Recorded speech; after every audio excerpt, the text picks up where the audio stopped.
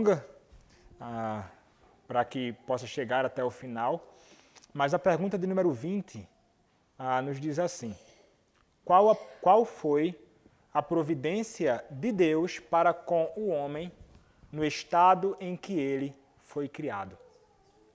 Qual foi a providência de Deus para com o homem no estado em que ele foi criado? Resposta: a providência de Deus para com o homem no estado em que ele foi criado consistiu em colocá-lo no paraíso, designando-o para o cultivar, dando-lhe liberdade para comer do fruto da terra, pondo as criaturas sob seu domínio e ordenando o matrimônio para o seu auxílio, em conceder-lhe comunhão com Deus, instituindo o dia de descanso, entrando em um pacto de vida com ele, sob a condição de obediência pessoal, perfeita e perpétua, da qual a árvore da vida era um penhor, e proibindo-lhe comer da árvore da ciência, do bem e do mal, sob pena de morte. Bom, como os irmãos viram, a resposta é longa, e essa pergunta, então, vai ser dividida em pelo menos 3 domingos, né, ou 3 estudos. Então, nós podemos falar inicialmente, como o próprio catecismo vai falar, ele vai falar sobre a providência de Deus para com o homem, né? A providência é o modo que Deus governa e guia, uma vez tendo Deus decretado e criado todas as coisas, ele agora, então, governa o mundo por meio da sua providência secreta, do modo que ele guia absolutamente tudo no mundo. E a providência de Deus para com o homem, então, para com toda a criação, mas especificamente aqui com respeito ao homem, no estado em que ele foi criado, e já falamos sobre a criação, né, do homem, consistiu em quê? Em que consistiu a providência? Consistiu em colocá-lo no paraíso, né? Então começa falando acerca disto. E nós podemos dizer que o lar original dos primeiros seres humanos foi o paraíso, chamado também de o Jardim do Éden. Quando nós olhamos para Gênesis, capítulo 2, verso número 8, né, é um texto muito claro tratando acerca dessa realidade, o texto que é citado no nosso padrão confessional, que diz assim, Gênesis 2:8, melhor dizendo, diz assim: e plantou o Senhor Deus um jardim no Éden, na direção do Oriente, e pôs nele o homem que havia formado. Então o texto é muito claro, não é? O Senhor criou o homem e colocou o homem no jardim, no Éden, né? No jardim que ficava no Éden. E ele chamou esse lugar de Éden. E Éden denota, ou tem um significado de grandeza. É um lugar de grandeza, é um lugar de grandeza, prazer e um lugar de deleite. Isso seria então o Éden, o lugar da habitação agora dos homens, né, dos seres humanos, naquela ocasião, Adão e Eva, quando foram criados.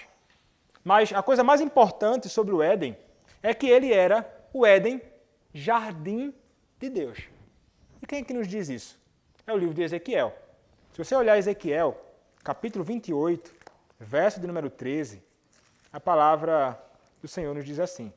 Ezequiel, capítulo 28, verso de número 13. Estavas no Éden, jardim de Deus. Estavas no Éden, jardim de Deus. Então, é dessa forma que Ezequiel se refere ao Éden, né? É o jardim do próprio Senhor. Então, o Éden é considerado ou revelado para nós na Escritura como lugar onde um homem e a mulher seriam recebidos em uma comunhão com o Criador, no próprio lar do Criador. Então veja, eles foram criados e colocados no Éden, que é a habitação de Deus, o jardim de Deus, e eles estão sendo como que recebidos à comunhão com Deus, o Criador, em seu próprio lar, a sua habitação. Então, Jeová, Elohim, que seria o Senhor Deus, ele vivia no jardim, neste jardim na terra.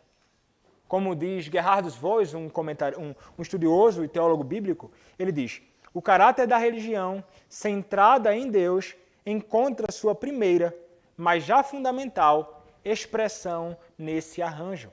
Gênesis 2, verso 8, ele cita Ezequiel 28, verso 13. A veracidade disto é verificada pela ocorrência deste simbolismo em forma escatológica no final da história, onde não pode haver dúvida sobre o princípio do paraíso ser a habitação de Deus, onde ele habita para fazer o homem habitar com ele mesmo, como ensina, por exemplo, Apocalipse 21, capítulo 22, Salmo 65, verso 9, Salmo 46, versos 4 e 5. Então é o lugar da habitação do Senhor. A verdade é assim claramente exposta de que a vida vem de Deus, que para o homem consiste na proximidade de Deus, que é a preocupação central da comunhão de Deus com o homem. Transmitir exatamente isso.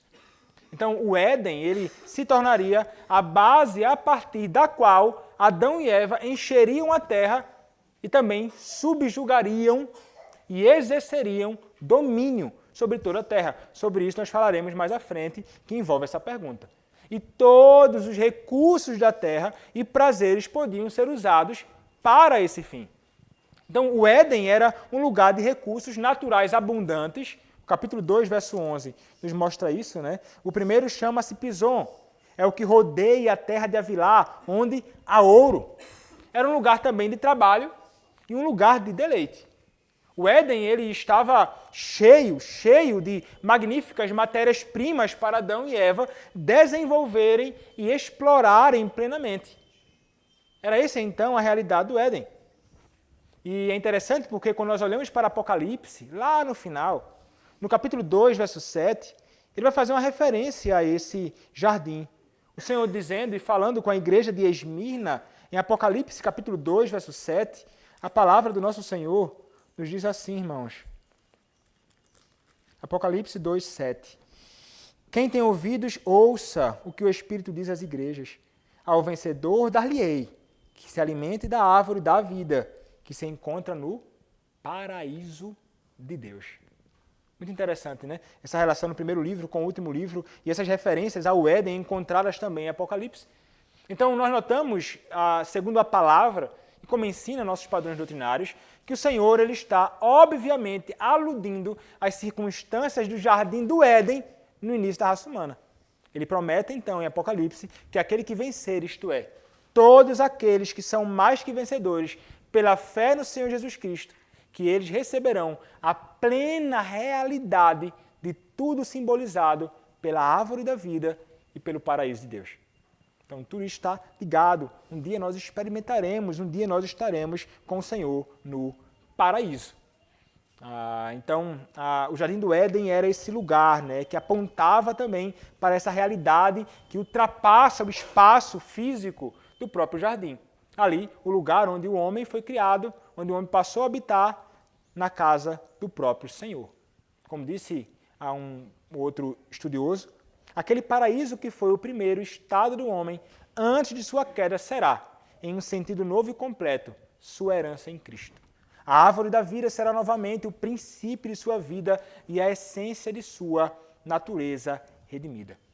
Nós aguardamos então, certamente, como o próprio Adão aguardava, a plena consumação desta promessa que vai ocorrer no final da história. Então, é o que nós aguardamos com grande expectativa. Mas essa realidade do jardim e do paraíso fora experimentada pelo Adão e Eva, aquele que era o nosso representante, o cabeça federal de toda a humanidade. Então, nosso padrão faz referência a essa provisão de Deus num lugar perfeito, num lugar maravilhoso, né? É um lugar que nós nunca experimentamos, mas um dia experimentaremos num estado eterno, né? De glória, um paraíso eterno. Também o nosso catecismo vai falar sobre a tarefa do homem, né? Aí ele foi colocado no jardim e havia uma tarefa para ele. O homem ele foi criado, e nós poderíamos dizer que foi criado para ser um jardineiro obediente. A referência que nós encontramos lá é a Gênesis, mais uma vez, e Gênesis capítulo 2, verso 15, quando a palavra do Senhor nos diz assim: Tomou, pois, o Senhor Deus ao homem e o colocou no jardim do Éden para o cultivar e o guardar. Então, era a tarefa dele naquela ocasião, cultivar e também guardar, proteger o próprio jardim. Então ele deveria ser um gerente da criação de Deus para a glória do próprio Criador e também proprietário da criação. Então ele era alguém que servia ao Senhor. Ele era um mordomo daquilo que pertencia a Deus. Então a vida e os recursos da criação são a mordomia do homem por parte de Deus. E o homem então deveria fazer tudo isso. E para quê, irmãos? Ele deveria fazer isso para usar e desenvolver de acordo não com a sua própria vontade, mas de acordo com a vontade daquele que é o proprietário. Quem era o proprietário? O Senhor Deus, aquele que é o doador da vida. Então ele deveria cultivar e guardar o jardim, trabalhar no jardim para a glória daquele que era o seu próprio Senhor. E o homem então foi colocado ali para agir, de fato, como um representante, servo de Deus na própria terra, onde ele fora criado. A questão é esta: Adão foi criado para trabalhar. Adão foi criado para trabalhar. Referências que estão lá, né? Gênesis capítulo 2, verso de número 5, diz assim: não havia ainda nenhuma planta do campo na terra, pois ainda nenhuma erva do campo havia brotado, porque o Senhor Deus não fizera chover sobre a terra, e também não havia homem para lavrar o solo. E o versículo número 15 que nós lemos, o homem chamado para cultivar e guardar. Então, aqui, isso lança por terra aquela ideia que muitas pessoas têm de que o trabalho ele é fruto da queda. Já ouviu isso? Rapaz, a gente trabalha porque Adão pecou. Não, a gente sempre fomos chamados a trabalhar. Né? O trabalho sempre fez parte, e isso antes da queda. O trabalho não é uma maldição, mas um chamado de Deus e uma bênção, que ele vai dar ao próprio Adão ali no princípio. Então Adão ele recebeu o trabalho para fazer antes da queda, e ainda por cima um trabalho que era manual, um trabalho braçal. Então, que vocês estão bem acostumados, né, a fazer, a maioria dos irmãos aqui da nossa congregação. Então esse era o trabalho dele. E isso antes de qualquer coisa acontecer, de qualquer tipo de pecado entrar. Então se alguém disser para você aí, olha, o trabalho é fruto do pecado e da queda, não. A dificuldade no trabalho pode ser. O tentar colher e plantar e ter cardos e abrolhos e dificuldades acontece depois da queda em Gênesis capítulo 3. Mas antes disso, não. A ordem é para que se trabalhe para a glória daquele que é o proprietário. E o trabalho, irmãos, é semelhante ao que Deus faz. Como assim, não é? Por quê? Porque o nosso próprio Deus, ele trabalha na criação. O nosso Deus, diz a palavra, trabalha desde o princípio. Na criação, já criou todas as coisas, e agora então na providência e também na redenção dos homens. Nosso Deus não é um Deus que fica parado. Nosso Senhor, ele trabalha continuamente. Então, como disse alguém, o trabalho encontra a sua base e sanção no fato de a vida do homem ser modelada segundo o exemplo divino estabelecido na criação e formação do universo que constitui o reino da existência e atividade do homem, disse John Murray. Ele declarou essas palavras.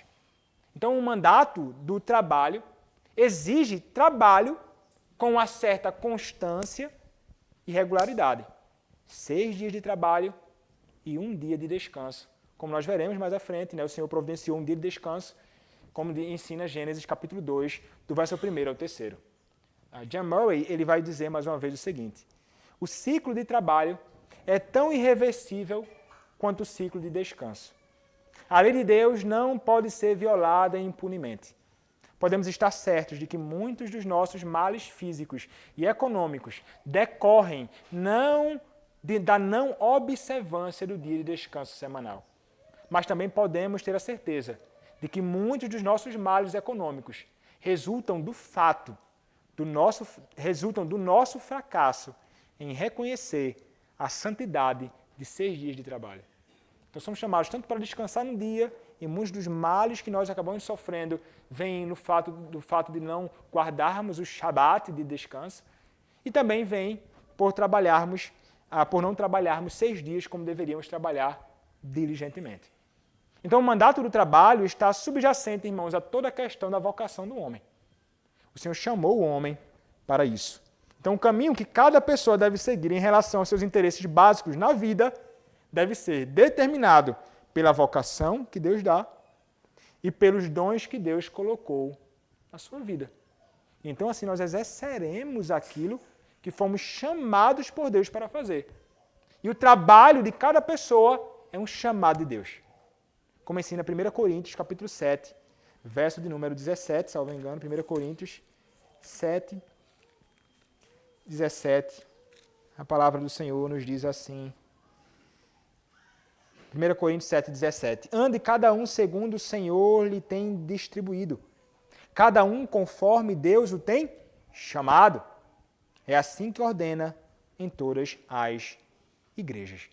João Calvino, ele diz o seguinte: a linha de vida de cada indivíduo, portanto, é, por assim dizer, um cargo que lhe foi designado pelo Senhor, para que ele não possa vagar na incerteza todos os seus dias. O Senhor, então, nos deu vocações muito apropriadas e específicas e somos chamados por Deus para trabalharmos desde antes do pecado entrar no mundo. Então, esta consciência do chamado divino para uma tarefa particular que nos foi atribuída por Deus nos motiva à fidelidade no desempenho dessa tarefa, uma vez que foi Deus que nos chamou. Vamos procurar fazer com diligência aquilo que o nosso Deus confiou às nossas próprias mãos e nos deu o dom para exercermos aquilo. E nada, irmãos, nos motiva mais do que essa consciência. Do que a consciência de que estamos fazendo algo para o qual Deus nos chamou e que trará glória a Deus. Como nos ensina 1 Coríntios 10, 31. Quer comais ou bebais ou façais outra coisa qualquer, fazei para a glória de Deus. Romanos capítulo 14, verso 7, também vai nos ensinar a algo relacionado a isso. Romanos capítulo de número 14, verso de número 7, a palavra do Senhor nos diz assim: porque nenhum de vós vive para si mesmo, nem morre para si. Verso 8, porque se vivemos para o Senhor, vivemos, se morremos para o Senhor, morremos, quer pois vivamos ou morramos, somos do Senhor. E Colossenses capítulo 3, versos 23 a 24, irmãos, também nos declara essa verdade, e isso deve guiar de fato a nossa vida e como falhamos nisso. Mas a palavra do Senhor nos lembra, Colossenses 3, 23 a 24, tudo quanto fizerdes, fazei-o de todo o coração, como para o Senhor e não para homens, cientes de que recebereis do Senhor a recompensa da herança, a Cristo Senhor é que estáis servindo. Interessante que lá em Belém eu aproveitei para ajeitar o ar-condicionado do meu carro e eu fui então num lugar lá onde trabalhavam com isso. Quando eu entrei no local, deixei o carro, dei de cara com um papel com esse texto de Colossenses na parede. Aí eu pensei, não, então é aqui mesmo. Me recomendaram esse lugar, nesse lugar que eu vou deixar esse carro. Aí na hora que o proprietário do ambiente chegou do trabalho, disse: rapaz, muito bom esse texto aqui, que nos chama a trabalharmos com diligência para a glória do Senhor e fazemos o melhor trabalho. Ele é isso mesmo, ótimo. Então, deixei o carro lá, fez um bom trabalho, pelo menos aparentemente. O carro está esfriando e esfriando bem, graças a Deus. Mas é isso que nós somos chamados a fazer, a fazermos o nosso trabalho, o trabalho com diligência. O nosso Deus nos deu uma vocação e devemos fazer para a glória dele e para também a nossa sociedade e a nossa família. Então, o objetivo final do trabalho do homem no desenvolvimento dos recursos da terra é a ampliação da glória de Deus, inclusive nisso. Então a terra inteira está cheia da glória do Senhor e somos chamados a expandir a glória do nosso Deus, inclusive por meio da nossa própria vocação. Então a isto foi confiado a Adão e também a nós, no princípio, como nós temos visto. Então o Senhor Deus providenciou tais coisas para ele, como diz o nosso catecismo, mas olha só, há outras provisões, as provisões divinas para os seres humanos. Nós olhamos para a pergunta lá, a Bíblia afirma e que imediatamente após dar ao homem e à mulher o mandato de domínio, como nós encontramos em Gênesis capítulo 1, verso 28, que diz: e Deus os abençoou e lhes disse: sede fecundos, multiplicai-vos, enchei a terra e sujeitai-a, dominai sobre os peixes do mar, sobre as aves dos céus e sobre todo animal que rasteja pela terra. Deus, então, lhes deu liberdade para comer do fruto da terra. Nosso catecismo fala sobre isso. O que é uma referência a Gênesis 1, 29. E disse Deus ainda: eis que vos tenho dado todas as ervas que dão semente e se acham na superfície de toda a terra, e todas as árvores em que há fruto que dê semente. Isso vos será para mantimento. Então Deus ele vai revelar ao homem e vai revelar verbalmente ao homem como a vida humana deveria ser então mantida, como a vida deveria ser sustentada, pelo menos no Jardim do Éden, antes da invasão da morte e do pecado, né? Eu acho que é Calvino, nas Institutas, que vai dizer que o Senhor Deus ele é tão gracioso e na sua provisão organizou tudo e quando tudo estava perfeitinho, como uma casa pronta e arrumada, com todo o suprimento necessário, o Senhor colocou o homem lá. Então veja, o Senhor providenciou realmente para o homem as suas necessidades reais no jardim, como hoje providencia para nós continuamente. Mas o Senhor deu algo para que ele possa comer, para que possa subsistir. Ele deu alimento ao homem. Então a alimentação envolvia ervas que produzissem sementes e árvores que produzissem frutos. É isso que nós encontramos em Gênesis 1, versos 11 e 12, por exemplo. É o que tinham lá. Né? Mas após a queda e o dilúvio, Deus revelou ao homem que ele também poderia comer carne.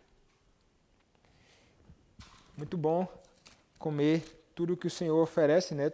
Eu tenho que melhorar isso, né? O presbítero Tiago sempre pega no meu pé, comendo verduras e outras coisas, mas carne eu como, e à vontade. E Gênesis capítulo 9, verso 3 nos diz: tudo que se move viver, se vos há para alimento, como vos dei a erva verde, tudo vos dou agora.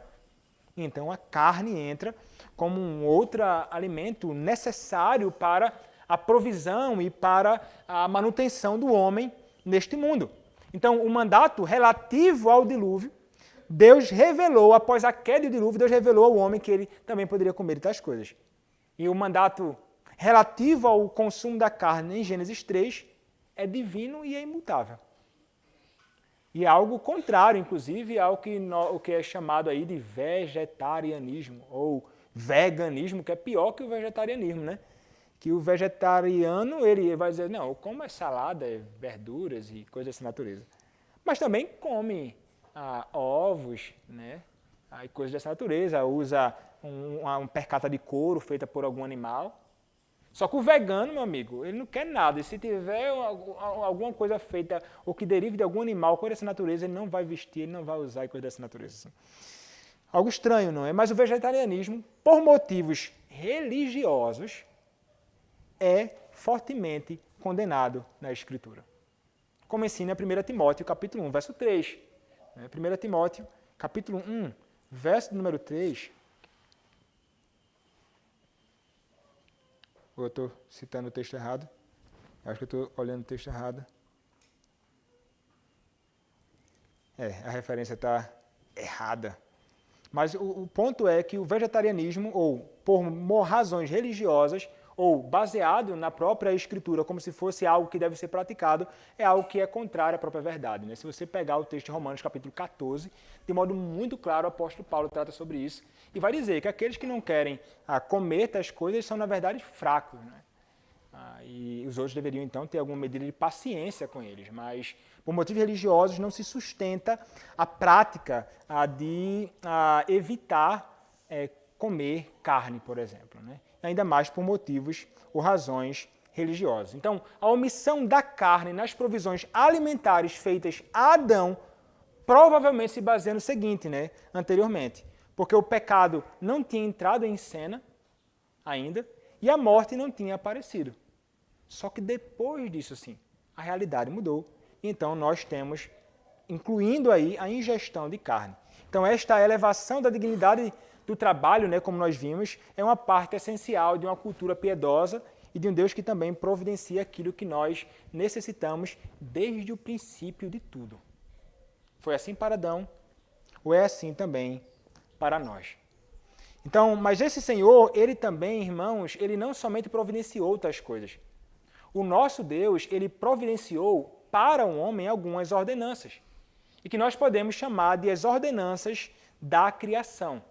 Nós vimos que a pergunta de número 20 do Catecismo Maior, ele vai falar algumas coisas que envolvem isso. Veja só, nós vimos aqui, a providência de Deus para com o homem, no estado em que ele foi criado, consistiu em colocá-lo no paraíso, falamos sobre isso brevemente, designando-o para o cultivar, falamos sobre isso, dando-lhe liberdade para comer do fruto da terra.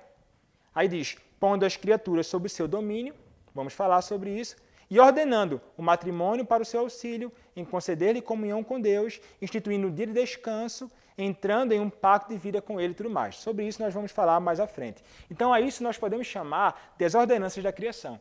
Deus deu vários mandatos da criação, ou ordenanças da criação, a saber, casamento, procriação, domínio e o Shabat, também o trabalho.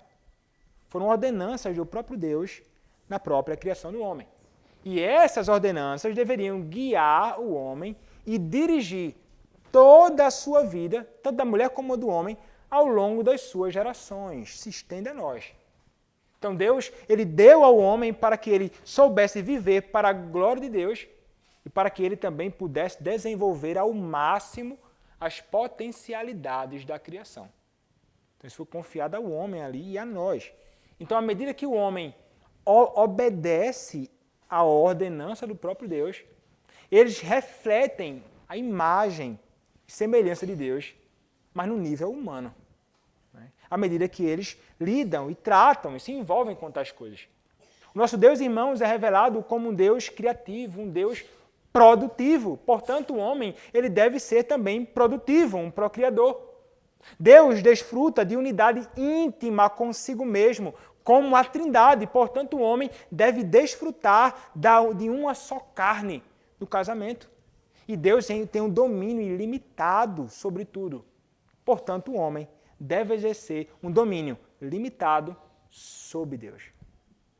Essa é a tarefa que é confiada a nós. Deus trabalha, então o homem deve trabalhar. Deus descansa em si mesmo, então o homem deve descansar em Deus, que envolve o Shabat, um dia de descanso, os trabalhos gerais e comuns para uma dedicação em trabalhos públicos e privados de devoção ao próprio Senhor, ou obras de misericórdia e caridade, como nós já falamos em outras ocasiões. Então, esses mandatos da criação não foram revogados para o homem pela queda do homem no pecado. Os mandatos, eles continuam. As promessas de Deus a Adão no Éden dão-nos uma visão de um mundo completo e unificado. E nós vemos na Escritura, até no Novo Testamento, com frequência, chamando-nos e tratando sobre casamento, tratando sobre questões relacionadas ao trabalho diligente, textos falando sobre a questão do casamento, textos falando sobre o descanso no santo dia do Senhor. Então, essas ordenanças nos tornam centrados no reino de Deus. Envolvendo o reino de Deus, que envolve a igreja do Senhor. Mas não é um trabalho somente na igreja, mas envolve tudo aquilo que nós nos envolvamos neste mundo para a expansão do seu reino. Significam que o homem e a mulher cristãos, criados ambos à imagem do próprio Senhor, devem então se preocupar com toda a vida na terra, agora e sempre. Não é desprezando as coisas deste mundo.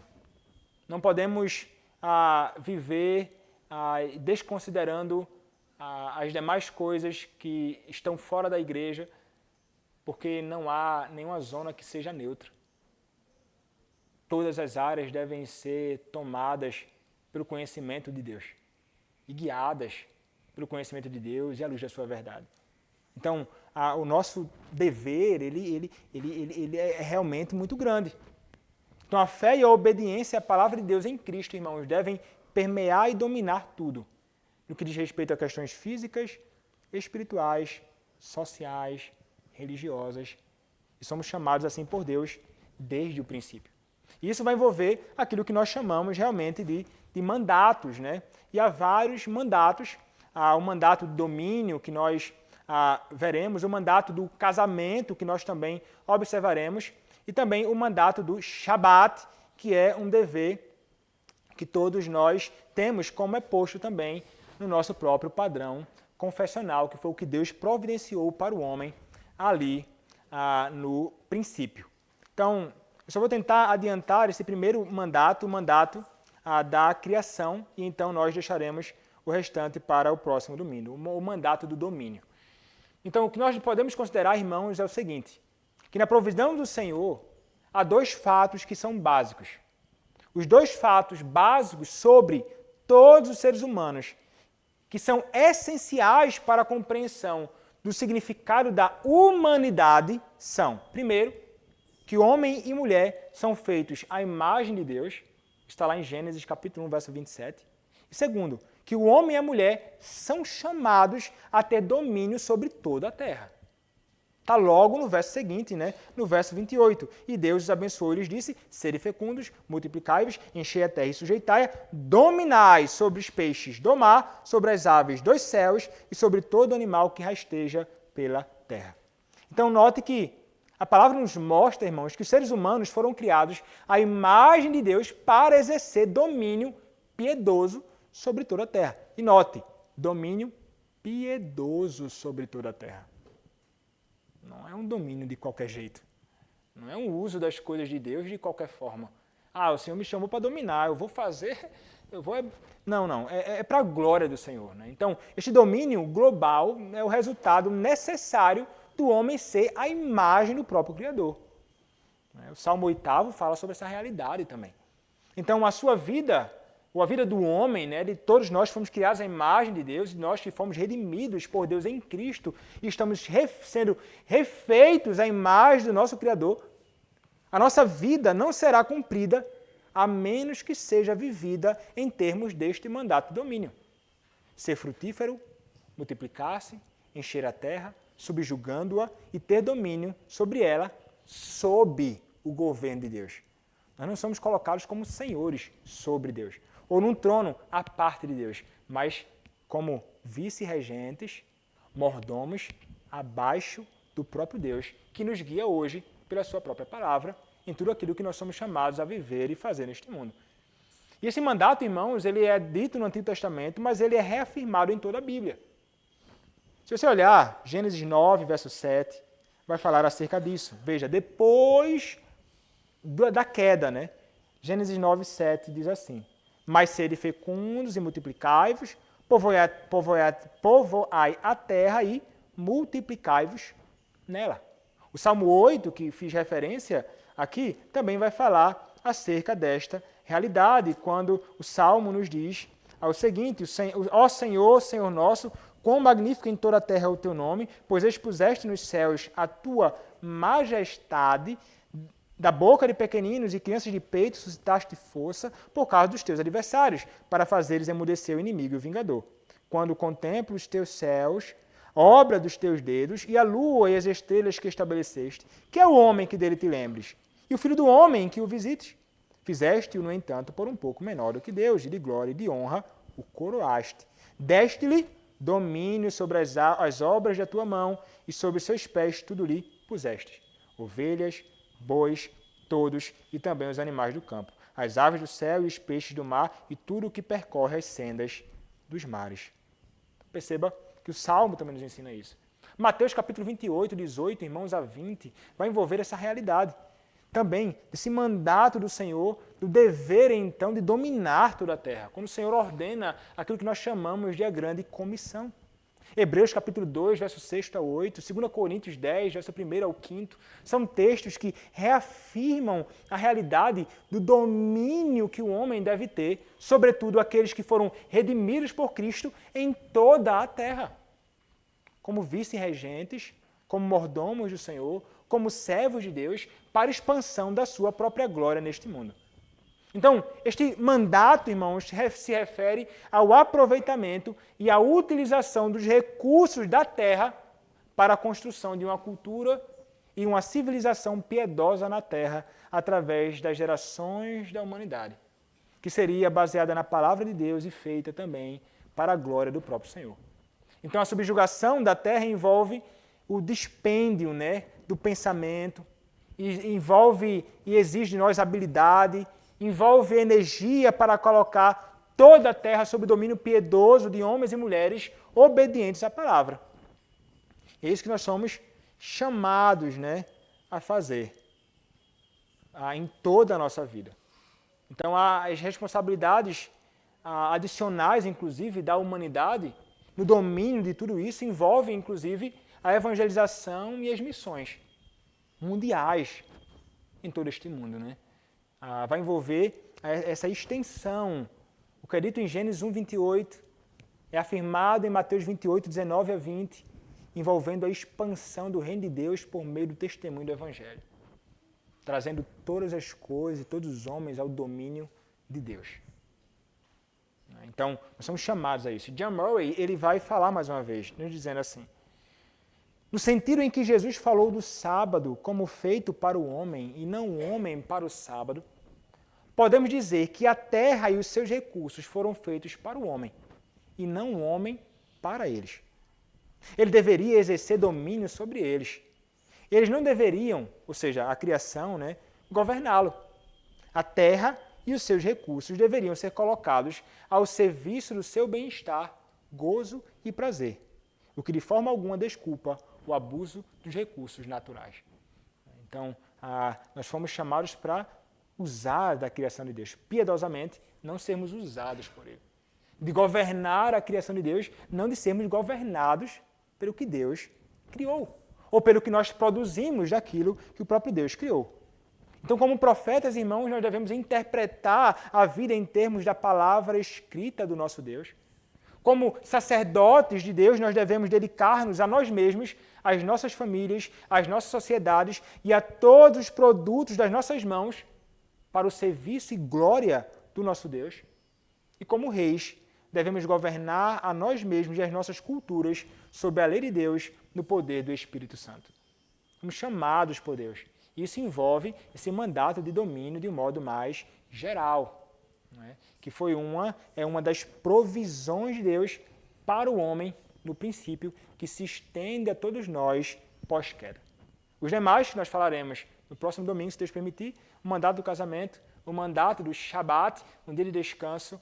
Aí então, depois uma outra aula, se Deus permitir, tratando sobre o pacto de vida, as questões da árvore da vida e coisas outras relacionadas também à provisão de Deus para o homem no Jardim do Éden, no princípio. E aqui a gente encerra o nosso estudo de hoje. Algum irmão tem algo